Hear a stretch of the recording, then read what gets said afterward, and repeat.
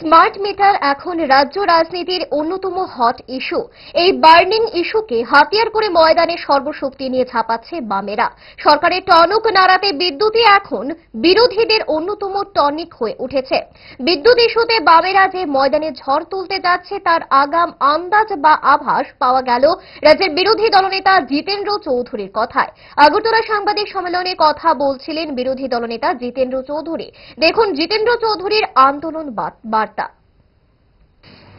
আমরা ঠিক করেছি, বিশেষ করে এই বিদ্যুতের মাসুল বৃদ্ধি এবং স্মার্ট মিটার লাগানোর যে সিদ্ধান্ত তার প্রত্যাহারের দাবিতে রাজ্যের সব জেলা, মহকুমা এবং এমনকি অন্যান্য জায়গাতেও যেখানে বিদ্যুৎ নিগমের বা বিদ্যুৎ দপ্তর অফিস আছে সেখানে আমরা প্রথম ধাপে বিক্ষোভ প্রদর্শন করব।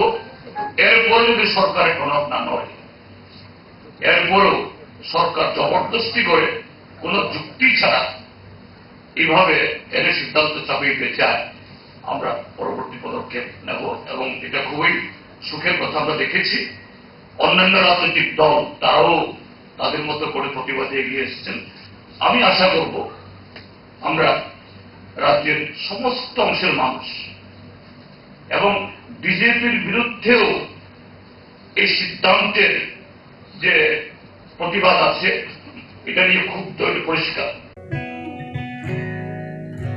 জুড়ে থাকে বাঁধন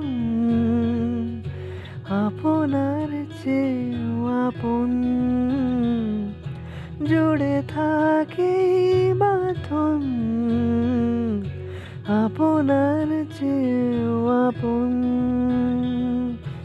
আপনার চেয়েও আপন।